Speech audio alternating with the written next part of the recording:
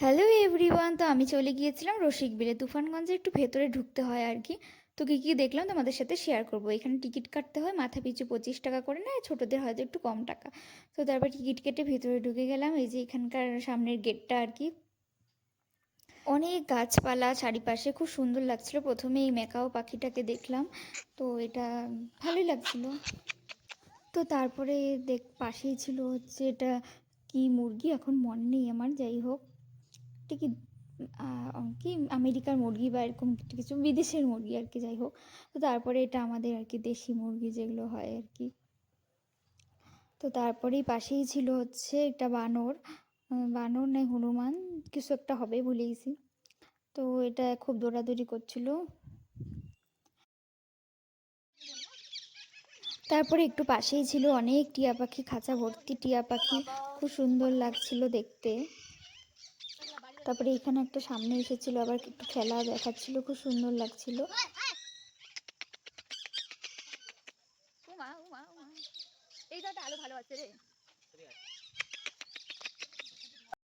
তারপরে দেখতে চলে গেলাম এই ঘড়িয়াল, এখানে অনেক দূরেই ছিল, একটু একটু দেখতে পেয়েছি, মানে পুরোই আটকানো, ভালোভাবে দেখা যায় না, যাই হোক কয়েকটা বের হয়েছিল, ওগুলোকে দেখলাম।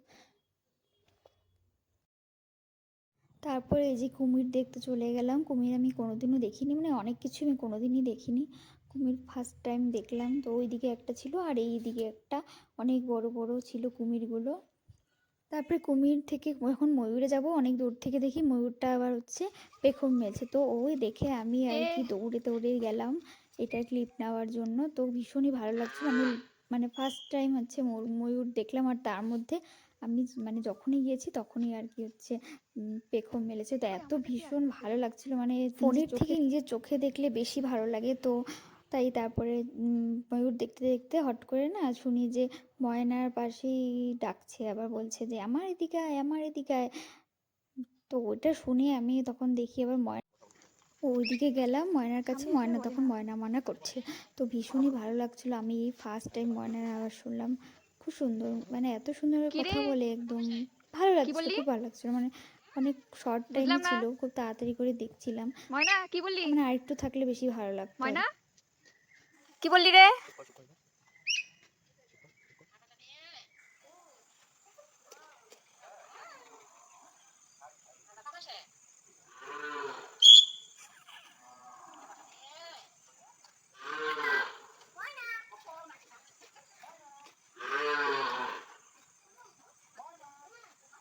মাকে খুঁজে পাইতে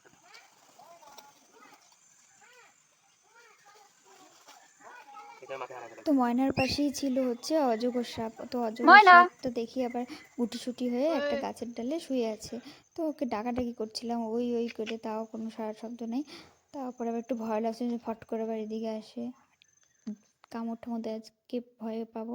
তারপরে চারিপাশটা একটু ভিডিও করে নিলাম, খুব সুন্দর লাগছিলো। এবার দেখতে যাবো হচ্ছে হরিণ, হরিণও আমি কোনোদিন দেখিনি। তো হরিণকে দেখে আমার খুব ভালো লাগছিলো, মানে এত হরিণ, কি সুন্দর, আর জায়গাটার পরিবেশটা খুব সুন্দর, ফটো তোলা যাবে সুন্দর, আমি ফটো তুলেছি অনেক।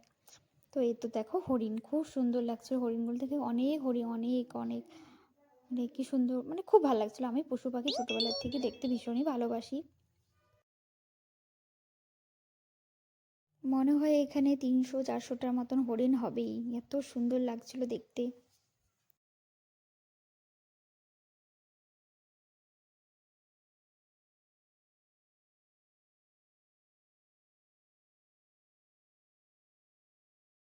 তো এবার দেখবো হচ্ছে চিতাবাঘ, মানে লেপার্ড। তো বাবা লেপার্ডটা আবার দেখি এরকম করে তাকায় আছে, একটা ওদিকে গরু ছিল, ওই গরুটাকে হয়তো শিকার টিকার বা এই কিছু একটা ভাবছে, আর ওইদিকে আরও মানে সরি ওইদিকে আরও 2টা আছে, মানে টোটাল 3টা বাঘ। ওইদিকে বাঘগুলো মানে একটু অলস ঠলস,